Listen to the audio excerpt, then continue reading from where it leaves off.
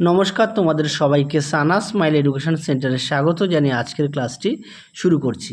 আজকে তোমাদের সঙ্গে আলোচনা করব তোমরা যারা 2024 সালে তৃতীয় পর্যায়ক্রমিক মূল্যায়ন পরীক্ষা দেবে, তোমাদের আজকে নিয়ে চলে এসেছি তোমরা যারা ষষ্ঠ শ্রেণীর থার্ড ইউনিট টেস্ট পরীক্ষা দেবে তোমাদের জন্য ভূগোল বিষয়ের সাজেশান নিয়ে চলে এসেছি ষষ্ঠ শ্রেণীর, যার প্রশ্নমান 2, 4 ও 8 সমস্ত প্রশ্নের উত্তরগুলো তোমরা রায় ও মার্টিন প্রশ্ন বিচিত্রার মডেল সেটগুলি থেকে সমাধান পেয়ে যাবে। এছাড়াও 2 নম্বরের প্রশ্নের উত্তর সহ দেওয়া আছে। 2 নম্বরের প্রশ্নের উত্তরগুলো আমরা করে দিয়েছি, আর বাকি বড় প্রশ্নের উত্তরগুলো তোমরা মডেল সেটগুলো দেখলে পেয়ে যাবে, সেটা প্লে লিস্টেগুলো পেয়ে যাবে। চলো দেখো প্রথম প্রশ্ন কি আছে। প্রশ্নমান 2, উপহ্রদ কাকে বলে? উত্তরটা দেখো, স্থলভাগ দ্বারা আবদ্ধ এবং একদিক সমুদ্রে উন্মুক্ত লবণাক্ত জলের হ্রদগুলিকে উপহ্রদ বলা হয়। যেমন চিল্কা ভারতের বৃহত্তম হ্রদ। খুব গুরুত্বপূর্ণ প্রশ্ন। পরবর্তী প্রশ্ন দেখো, AM ও PM বলতে কি বোঝায়? দেখে নাও প্রশ্নের উত্তরটি দেওয়া আছে, তোমরা যদি পারো অবশ্যই খাতায় লিখে নিও, তাহলে তোমাদের পড়তে সুবিধা হবে। এছাড়াও তোমরা তোমাদের পাঠ্য বই থেকেও পড়তে পারো, আর অবশ্যই পাঠ্য বইটি খুঁটিয়ে পড়বে। সমস্ত বিষয়ে পাঠ্য বই গুরুত্ব দেবে। তোমাদের আগের ভিডিওতে আমরা ষষ্ঠ শ্রেণীর থার্ড ইউনিট টেস্টের ইতিহাস বিষয়ের সাজেশান দেওয়া আছে, তোমরা যারা এখনও দেখোনি আমাদের প্লে লিস্টে গেলেও পেয়ে যাবে। আর খুব শীঘ্রই তোমাদের পরিবেশ বিষয়ে আমরা সাজেশান নিয়ে আসতে চলেছি, দেখতে থাকো আমাদের চ্যানেলটি। চলো পরবর্তী দেখো, প্রশ্নমান 3, আদিবাসী কাদের বলা হয়? উত্তরটা দেখো, বিশেষ সামাজিক গোষ্ঠী যারা প্রাচীনকাল থেকে শিকার, পশুপালন, ফলমূল সংগ্রহ করে জীবনযাপন করে আসছে, যাদের জীবনযাত্রা সম্পূর্ণ প্রকৃতির উপর নির্ভরশীল, তাদের আদিবাসী বলা হয়। যেমন পশ্চিমবঙ্গের সাঁওতাল, মেঘালয়ের গারো প্রভৃতি। পরবর্তী প্রশ্ন দেখো, মহাবৃত্ত কাকে বলে? উত্তরটা দেখো, কোনো গোলকের পৃষ্ঠে অঙ্কিত যে বৃত্তের কেন্দ্রবিন্দু ওই গোলকের কেন্দ্রবিন্দুর সঙ্গে একই বিন্দুতে অবস্থান করে তাকে মহাবৃত্ত বলে। খুব গুরুত্বপূর্ণ প্রশ্ন, তোমরা অবশ্যই ভালো করে পড়বে। পরবর্তী প্রশ্ন দেখো, 5 দাগের নিরক্ষীয় তল বলতে কি বোঝো? উত্তরটা দেখো, নিরক্ষরেখা বরাবর পৃথিবীকে কাল্পনিকভাবে কাটলে যে তল পাওয়া যায় তাকে নিরক্ষীয় তল বলে। এক কথা নিরক্ষরেখা যে তলে অবস্থিত তাকে নিরক্ষীয় তল বলে। তোমরা অবশ্যই চিত্রগুলি আঁকবে। পরবর্তী প্রশ্ন দেখো, 6 দাগের আধি ও লু কি? দুটি প্রশ্ন একসঙ্গে দেওয়া আছে। প্রথমে দেখো, আধি গ্রীষ্মকালে উত্তর পশ্চিম ভারতে বিশেষত রাজস্থানে যে প্রবল ধূলিঝড় হয় তাকে আধি বলে। আর গ্রীষ্মকালে এপ্রিল মে মাসে উত্তর পশ্চিম ভারতের বিশেষত রাজস্থান, পাঞ্জাব, উত্তরপ্রদেশ প্রভৃতি অঞ্চলে পশ্চিম দিক থেকে অত্যাধিক উষ্ণ ও শুষ্ক বায়ু প্রবাহিত হয়, একে লু বলা হয়।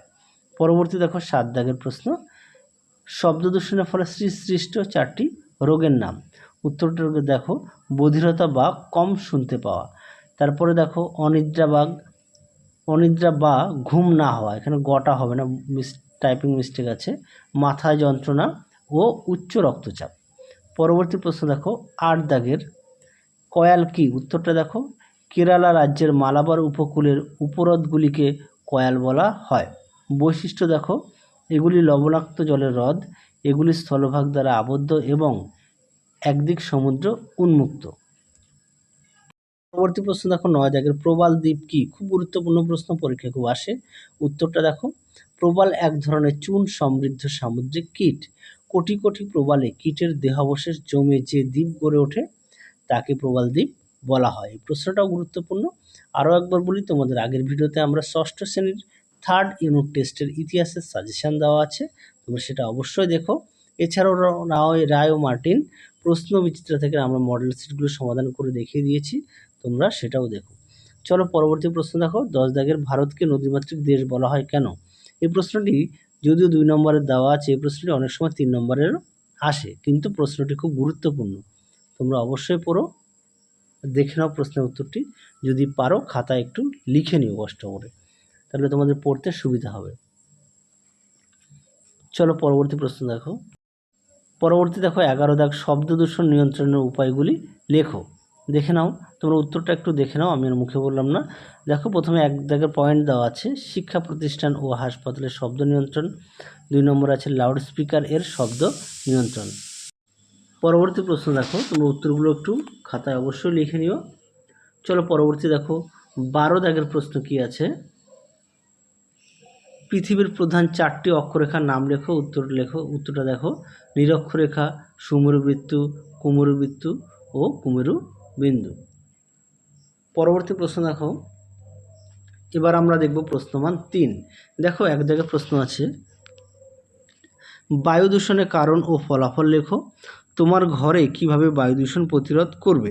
খুব গুরুত্বপূর্ণ প্রশ্ন। 2 নম্বরের প্রশ্ন দেখো, পৃথিবীর আবর্তন গতি বলতে কি বোঝো?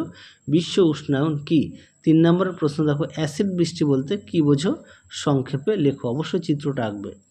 4 দাগের প্রশ্ন দেখো, পৃথিবীতে দিন রাত্রি কিভাবে ঘটে? সংক্ষেপে লেখো।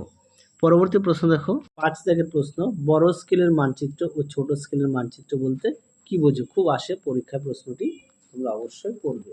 যে কটা প্রশ্ন দেওয়া আছে প্রতিটা প্রশ্নই গুরুত্বপূর্ণ, তোমরা অবশ্যই ভালো করে পড়বে। আর এর পাশাপাশি অবশ্যই তোমরা তোমাদের পাঠ্য বইটি খুঁটিয়ে পড়বে। পরবর্তী প্রশ্ন দেখো 6 দাগের প্রশ্ন, আন্তর্জাতিক তারিখ রেখাকে বাঁকানো হয়েছে কেন? খুব গুরুত্বপূর্ণ প্রশ্ন। 7 দাগের প্রশ্ন দেখো, পৃথিবীর আবর্তন গতির ফলাফল সংক্ষেপ সম্পর্কে লেখো। অবশ্যই চিত্রটা আঁকবে। 8 দাগের প্রশ্ন দেখো, তোমার ঘরে বায়ু দূষণ রোধের 3টি উপায় লেখো। 9 দাগের প্রশ্ন দেখো, মানচিত্রের অপরিহার্য উপাদানগুলি কি কি? 10 নম্বরের প্রশ্ন দেখো, পৃথিবীর আবর্তনের বেগ সব জায়গায় সমান নয় কেন? খুব গুরুত্বপূর্ণ প্রশ্ন, তোমরা অবশ্যই ভালো করে পড়বে আর অবশ্যই পাঠ্য বইটি খুঁটিয়ে পড়বে। পরবর্তী প্রশ্ন দেখো 11 দাগের, অক্ষরেখা ও দ্রাঘিমা রেখার মধ্যে পার্থক্য লেখো। 12 দাগের প্রশ্ন দেখো, আবহাওয়া ও জলবায়ুর মধ্যে পার্থক্য লেখো। 13 দাগের প্রশ্ন দেখো, ভারতের পূর্ব উপকূল ও পশ্চিম উপকূলের পার্থক্য লেখো। 14 দাগের প্রশ্ন দেখো, গ্লোব ও মানচিত্রের তুলনামূলক আলোচনা করো। খুব গুরুত্বপূর্ণ প্রশ্ন। পরবর্তী প্রশ্ন দেখো, শব্দ দূষণ নিয়ন্ত্রণে সাইলেন্স বোর্ডের ভূমিকা কি? খুব গুরুত্বপূর্ণ প্রশ্ন, তোমরা অবশ্যই ভালো করে পড়বে। পরবর্তী প্রশ্ন দেখো, প্রশ্নমান 5-এর, বৃষ্টিপাত কিভাবে সংঘটিত হয়? গঙ্গা নদীর গতিপথের বর্ণনা দাও। 2 নম্বরের প্রশ্ন দেখো, ধান, চা, পাট ও গম উৎপাদনের অনুকূল পরিবেশ আলোচনা করো। তোমাদের এখান থেকে যে কোনো একটি আসবে, ধান বা পাট বা গম বা চা যে কোনো একটা আসতে পারে, তোমরা অবশ্যই ভালো করে পড়বে। কৃষিকার্যের প্রয়োজনীয় উপাদানগুলি কি কি? একসঙ্গে আমি প্রশ্নটা অ্যাড করে দিয়েছি। 3 নম্বরের প্রশ্ন দেখো, আবহাওয়া ও জলবায়ুর প্রধান উপাদানগুলি কি কি? বায়ুমণ্ডল উত্তপ্ত হওয়ার পদ্ধতিগুলি চিত্রসহ আলোচনা করো।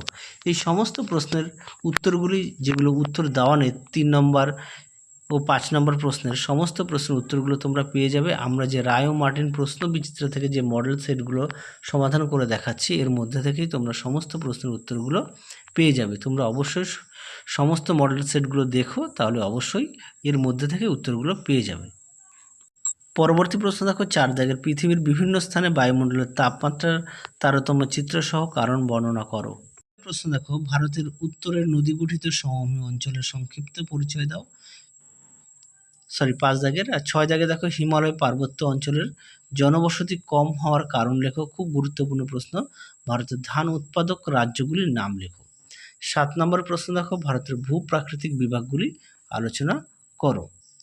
খুব গুরুত্বপূর্ণ, মোট 7টি প্রশ্ন দেওয়া আছে 5 নম্বরে, তোমরা আশা করি এর মধ্যে থেকে পেয়ে যাবে। পরবর্তী দেখো, গুরুত্বপূর্ণ রেখা মানচিত্র, কোন কোন প্রশ্নগুলো তোমাদের পরীক্ষায় আসতে পারে। এর বাইরেও তোমরা অবশ্যই বাড়িতে পড়বে আর পাঠ্য বইটি অবশ্যই খুঁটিয়ে পড়বে। দেখো গুরুত্বপূর্ণ রেখা মানচিত্র কি আছে।